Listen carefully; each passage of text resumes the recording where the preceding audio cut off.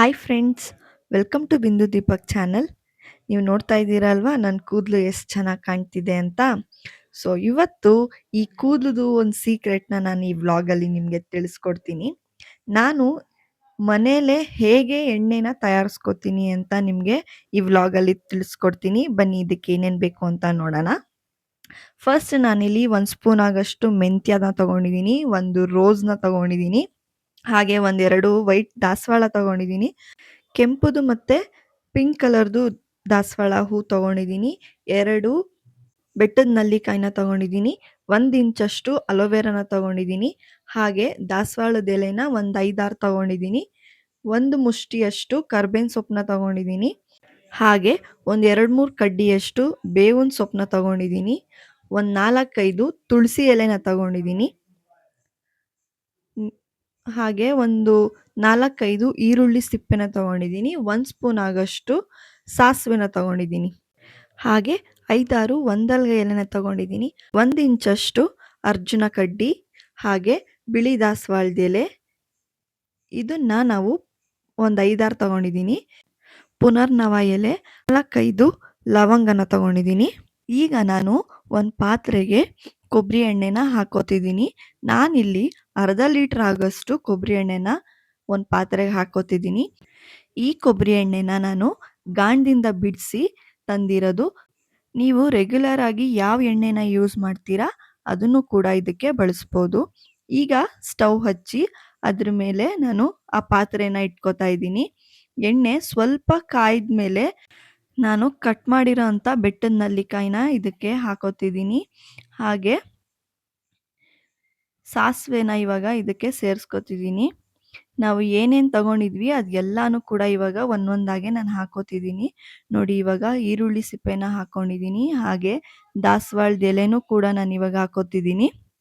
Next ಒಂದು ಹಿಡಿ ಆಗಷ್ಟು ಕರ್ಬೇವಿನ ಸೊಪ್ಪು, ಹಾಗೆ ಒಂದು ಹಿಡಿ ಆಗಷ್ಟು ಬೇವಿನ ಸೊಪ್ಪು, ಮತ್ತು ಒಂದು ರೋಸ್ನ ನಾನು ಇದಕ್ಕೆ ಹಾಕೋತಿದ್ದೀನಿ, ಹಾಗೆ 1 ಸ್ಪೂನ್ ಆಗಷ್ಟು ಮೆಂತ್ಯ, ಹಾಗೆ ನಮ್ಮ ಮನೆಯಲ್ಲಿ ಚೆನ್ನಾಗಿ ದಾಸವಾಳದ ಎಲೆ ಕೂಡ ಸಿಕ್ಕಿತ್ತು ಇದನ್ನು ಮಾಡಬೇಕಾದ್ರೆ, ಅದನ್ನು ಕೂಡ ನಾನು ಎಲ್ಲ ದಾಸವಾಳದ ಎಲೆನ ಅದಕ್ಕೆ ಹಾಕ್ಕೋತಾ ಇದ್ದೀನಿ, ಹೂವು ಕೂಡ ಹಾಕೋತಾ ಇದ್ದೀನಿ, ತುಳಸಿನ ನಾನು ಹಾಕ್ಕೊಂಡಿದ್ದೀನಿ, ಹಾಗೆ ಅಲೋವೆರಾನ ನಾನು ಕಟ್ ಮಾಡಿ ಹಾಕೋತಿದ್ದೀನಿ. ಇದು ಬಿಳಿ ದಾಸವಾಳದ ಎಲೆ, ಇದು ತುಂಬ ಯೂಸ್ಫುಲ್ಲು, ಇದನ್ನು ಕೂಡ ಹಾಕೋತಿದ್ದೀನಿ. ಹಾಗೆ ನಾನು ಏನೇನು ಐಟಮ್ಸ್ ಎಲ್ಲ ತೊಗೊಂಡಿದ್ದೆ ಅದನ್ನೆಲ್ಲ ನಾನು ಆ ಎಣ್ಣೆ ಒಳಗಡೆ ಹಾಕಿ ಚೆನ್ನಾಗಿ ಬಾಯ್ಲ್ ಮಾಡ್ಕೋಬೇಕು. ನೋಡಿ, ಈಗ ಎಲ್ಲನೂ ಕೂಡ ಹಾಕಿದ್ದೀನಿ, ಕುದಿಯೋಕ್ಕೂ ಕೂಡ ಸ್ಟಾರ್ಟ್ ಆಗಿದೆ. ಹಾಗೆ ಒಂದು ಸ್ಪೂನಲ್ಲಿ ಅದನ್ನು ತಿರುಗಿಸ್ತಾ ನಾವು ಕಾಯಿಸ್ಬೇಕು. ನಿಮಗೆ ಗೊತ್ತಾಗುತ್ತೆ, ಅದು ನಾವು ಹಾಕಿರೋ ಎಲೆ ಎಲ್ಲ ಕಲರು ಚೇಂಜ್ ಆಗ್ತಾ ಬರುತ್ತೆ ಕುದ್ದಂಗೆ, ಆವಾಗ ಅದರಲ್ಲಿರೋ ಎಲ್ಲ ಪೌಷ್ಟಿಕಾಂಶ ಕೂಡ ಎಣ್ಣೆಗೆ ಬಿಟ್ಕೊಳ್ಳುತ್ತೆ. ನೀವು ಈ ಎಣ್ಣೆ ಹಾಕೋದ್ರಿಂದ ಏನಪ್ಪ ಯೂಸು ಅಂದರೆ, ತುಂಬ ಹೇರ್ ಫಾಲ್ ಇರೋರಿಗೆ ಹೇರ್ ಫಾಲ್ ಕಂಟ್ರೋಲ್ ಆಗುತ್ತೆ, ಹಾಗೆ ನನಗೆ ಕೂದಲೇ ಬೆಳೀತಿಲ್ಲ ಅಂತ ಅಂದವ್ರಿಗೆ ಬೇಬಿ ಹೇರ್ಸ್ ಕೂಡ ಬರುತ್ತೆ, ತುಂಬ ಡ್ಯಾಂಡ್ರಫ್ ಇದ್ರೂ ಕೂಡ ಅದು ಕೂಡ ಅವಾಯ್ಡ್ ಆಗುತ್ತೆ. ಈ ಎಣ್ಣೆನ ಹಾಕ್ಕೊಂಡು ನೀವು ವಾರದಲ್ಲಿ 3 ಸಲ ಎಣ್ಣೆನ ಹಾಕಿ ತಲೆಗೆ ಸ್ನಾನ ಮಾಡಿದ್ರೆ ಸಾಕು, ನಿಮಗೆ ರಿಸಲ್ಟು ಒಂದು 3 ವೀಕ್ಸಲ್ಲಿ ಗೊತ್ತಾಗುತ್ತೆ. ಇದನ್ನು ನೀವು ರೆಗ್ಯುಲರ್ ಆಗಿ ಯೂಸ್ ಮಾಡಿದ್ರೆ ನಿಮ್ಮ ಹೇರು ಕೂಡ ಚೆನ್ನಾಗಿ ಬೆಳೆಯುತ್ತೆ, ಹಾಗೆ ಸ್ಟ್ರೈಟ್ ಕೂಡ ಆಗುತ್ತೆ. ತುಂಬ ಹೇರ್ ಫಾಲ್ ಆಗ್ತಿದೆ ನನಗೆ, ಮತ್ತು ಬೇಬಿ ಹೇರ್ಸ್ ಬೆಳೀತಾನೇ ಇಲ್ಲ ಅನ್ನೋರಿಗೆ ಇದು ರಾಮಬಾಣ ಅಂತಲೇ ಹೇಳ್ಬೋದು. ಇವಾಗ ನೀವೇ ನೋಡ್ತಿರ್ಬೋದು, ಆ ಎಲೆ ಮತ್ತು ನಾವು ದಾಸವಾಳದ ಹೂವು ಹಾಕಿರೋದೆಲ್ಲ ಕೂಡ ಕಲರ್ ಚೇಂಜ್ ಆಗ್ತಾ ಇದೆ. ನೀವು ಬೇಯಿಸ್ತಾ ಬೇಯಿಸ್ತಾ ಅದು ನಿಮಗೆ ಕ್ರಿಸ್ಪಿ ಆಗೋ ಸೌಂಡ್ ಕೂಡ ಗೊತ್ತಾಗುತ್ತೆ. ನೀವು ನೀಟಾಗೆ ತಿರುಗಿಸ್ತಾ ಬೇಯಿಸಿದ್ರೆ ಅದು ಕಲರ್ ಕೂಡ ಚೇಂಜ್ ಆಗುತ್ತೆ ಎಣ್ಣೆ. ನೀವು ನೋಡ್ತಾ ಇರ್ಬೋದಲ್ವಾ, ನೋಡಿ ಎಷ್ಟು ಚೆನ್ನಾಗೆ ಕಲರ್ ಎಲ್ಲ ಚೇಂಜ್ ಆಗಿದೆ, ಹಾಗೆ ಅದು ಫುಲ್ಲು ಕ್ರಿಸ್ಪಿ ಆಗಿಬಿಟ್ಟಿದೆ. ಈ ಥರ ನೀವು ಚೆನ್ನಾಗಿ ಸಿಮ್ಮಲ್ಲಿ ಆಯಲ್ನ ಬೇಯಿಸ್ಕೋಬೇಕಾಗುತ್ತೆ. ನೋಡ್ತಾ ಇದ್ದೀರಲ್ವ ಎಷ್ಟು ಚೆನ್ನಾಗಿ ಕಲರ್ ಎಲ್ಲ ಚೇಂಜ್ ಆಗಿದೆ ಅಂತ. ಈ ಥರ ನೀವು ತಿರುಗಿಸಿ ತಿರುಗಿಸಿ ಒಂದು 10-15 ನಿಮಿಷ ನೀವು ಈ ಎಣ್ಣೆನ ಫುಲ್ಲು ಬೇಯಿಸ್ಬೇಕಾಗುತ್ತೆ. ನೀವೇ ನೋಡ್ತಿರ್ಬೋದು, ಇವಾಗ ಆ ಎಲೆ ಮತ್ತು ನಾವು ಏನೇನು ಹಾಕಿದ್ವಿ ಅದೆಲ್ಲ ಮೇಲೆ ತೇಲೋ ಥರ ಬಂದಿದೆ, ಮತ್ತು ನೊರೆ ನೊರೆ ಥರ ಬಬಲ್ಸ್ ಎಲ್ಲ ಬರ್ತಿತ್ತಲ್ಲ, ಅದು ಕೂಡ ಇವಾಗ ಕಡಿಮೆ ಆಗ್ತಿದೆ. ನೋಡಿ ಎಣ್ಣೆ ಕಲರ್ ಕೂಡ ಚೇಂಜ್ ಆಗಿದೆ. ಈ ಥರ ಬಂದಾಗ ಎಣ್ಣೆ ಆಗ್ತಿದೆ ಅಂತ ಅರ್ಥ. ಇನ್ನೊಂದ್ 2 ನಿಮಿಷ ಇದನ್ನ ಬಾಯ್ಲ್ ಮಾಡಿ ನಾವು ಸ್ಟವ್‌ನ ಆಫ್ ಮಾಡ್ಕೊಳ್ಳೋಣ. ಸ್ಟವ್‌ನ ಆಫ್ ಮಾಡ್ಕೊಂಡು ಈ ಎಣ್ಣೆನ ನಾವು ಆರಕ್ಕೆ ಬಿಡೋಣ. ನೋಡಿ ಇವಾಗ ಎಣ್ಣೆ ಆರಿದೆ. ಇದನ್ನ ನಾನು ಒಂದು ಸ್ಟ್ರೈನರಿಂದ ಸೋರ್ಸ್ಕೊತಿದ್ದೀನಿ. ಡೈರೆಕ್ಟಾಗೆ ನಾನು ಬಾಟ್ಲಿಗೆ ಹಾಕಕ್ಕೆ ಹೋಗಲ್ಲ. ಒಂದು ಗ್ಲಾಸಿಗೆ ಇದನ್ನ ಸ್ಟ್ರೈನ್ ಮಾಡ್ಕೊಂಡು ಆಮೇಲಿಂದ ನಾನು ಗ್ಲಾಸಿಗೆ ಹಾಕೋತೀನಿ.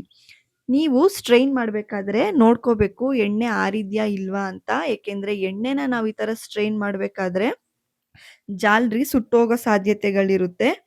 ಸೊ ಹಂಗಾಗಿ ಎಣ್ಣೆ ಆರಿದ್ಮೇಲೆ ನೀವು ಈ ಥರ ಒಂದು ಗ್ಲಾಸಿಗೆ ಸ್ಟ್ರೈನ್ ಮಾಡ್ಕೋಬೇಕಾಗುತ್ತೆ. ನೋಡಿ ನಾನು ಒಂದು ಗ್ಲಾಸಿಗೆ ಎಣ್ಣೆನ ಸ್ಟ್ರೈನ್ ಮಾಡಿಕೊಂಡು ಆನಂತರ ಅಲ್ಲಿರೋ ಆ ಎಲೆಯಲ್ಲಿರೋ ಎಣ್ಣೆ ಎಲ್ಲಾನು ನಾನು ತೆಗಿತಾ ಇದ್ದೀನಿ. ನಮಗೆ ಸ್ವಲ್ಪ ಮಾತ್ರ ಎಣ್ಣೆ ಲಾಸ್ ಆಗಿರುತ್ತೆ. ಇನ್ನು ಮಿಕ್ಕಿದ್ದೆಲ್ಲ ಎಣ್ಣೆ ನಮಗೆ ಸಿಗುತ್ತೆ. ಈ ಥರ ಒಂದ್ಸಲ ನೀವು ಮನೆಯಲ್ಲಿ ಟ್ರೈ ಮಾಡಿ. ಯಾಕೆಂದರೆ ನಾನು ಯೂಸ್ ಮಾಡಿರೋದು ಮನೇಲಿ ಸಿಗದೇ ಇರೋ ವಸ್ತು ಏನಲ್ಲ, ಎಲ್ಲಾನು ಮನೆಯಲ್ಲೇ ಸಿಗೋ ಥರ ವಸ್ತುಗಳು. ನಾನಿವಾಗ ನೋಡಿ ಆ ಎಣ್ಣೆನ ಒಂದು ಗ್ಲಾಸಲ್ಲಿ ಸ್ಟ್ರೈನ್ ಮಾಡಿ ಇವಾಗ ಅದನ್ನು ಬಾಟ್ಲಲ್ಲಿ ಸ್ಟೋರ್ ಮಾಡಿ ಇಟ್ಕೋತಾ ಇದ್ದೀನಿ. ಇದನ್ನ ನೀವು ಒಂದು 3-4 ತಿಂಗಳು ಸ್ಟೋರ್ ಮಾಡಿ ಆರಾಮಾಗೆ ತಲೆಗೆ ಹಚ್ಕೋಬೋದು. ವಾರದಲ್ಲಿ 3 ದಿನ ಹಚ್ಕೊಂಡ್ರೂ ಕೂಡ ಇದು ನಿಮಗೆ ತುಂಬ ದಿನ ಬಾಳಿಕೆ ಬರುತ್ತೆ. ಆ ಎಲೆಲಿ ಮತ್ತು ಹೂವಲ್ಲಿ ಸ್ವಲ್ಪ ಎಣ್ಣೆ ಹೀರ್ಕೊಂಡಿರುತ್ತೆ. ಅದನ್ನು ಕೂಡ ನಾನು ಕಿವುಚಿ ತೆಗಿತಿದ್ದೀನಿ. ಸೊ ಹಿಂಗೆ ತೆಗಿಯೋದ್ರಿಂದ ನಮಗೆ ಲಾಸ್ ಆಗಿರೋ ಎಣ್ಣೆ ಕೂಡ ಸಿಕ್ಬಿಡುತ್ತೆ. ನಾನು ಎಷ್ಟು ಎಣ್ಣೆ ಹಾಕಿದ್ನೋ ಅಷ್ಟು ಎಣ್ಣೆ ಕೂಡ ನನಗೆ ಸಿಕ್ತು. ಈ ಥರ ಒಂದ್ಸಲ ನೀವು ಮನೆಯಲ್ಲಿ ಟ್ರೈ ಮಾಡಿ ಹೇಗಿತ್ತು ಅಂತ ನನಗೆ ಕಮೆಂಟ್ ಮಾಡಿ. ಹಾಗೆ ಇದು ಎಷ್ಟರ ಮಟ್ಟಿಗೆ ನಿಮಗೆ ಯೂಸ್‌ಫುಲ್ ಆಯಿತು ಅಂತ ಕೂಡ ನನಗೆ ಕಮೆಂಟ್ ಮಾಡಿ. ನಾನು ಯೂಸ್ ಮಾಡಿರೋ ವಸ್ತು ಯಾರ ಮನೆಯಲ್ಲೂ ಇಲ್ಲ ಅನ್ನಂಗಿಲ್ಲ, ಎಲ್ಲರ ಮನೆಯಲ್ಲೂ ಸಿಗುತ್ತೆ. ಈ ವಿಡಿಯೋ ಇಷ್ಟ ಆಗಿದ್ರೆ ಪ್ಲೀಸ್ ಲೈಕ್ ಮಾಡಿ, ಶೇರ್ ಮಾಡಿ. ಹಾಗೆ ಮುಂದಿನ ವ್ಲಾಗಲ್ಲಿ ಸಿಗ್ತೀನಿ. Thank you for watching.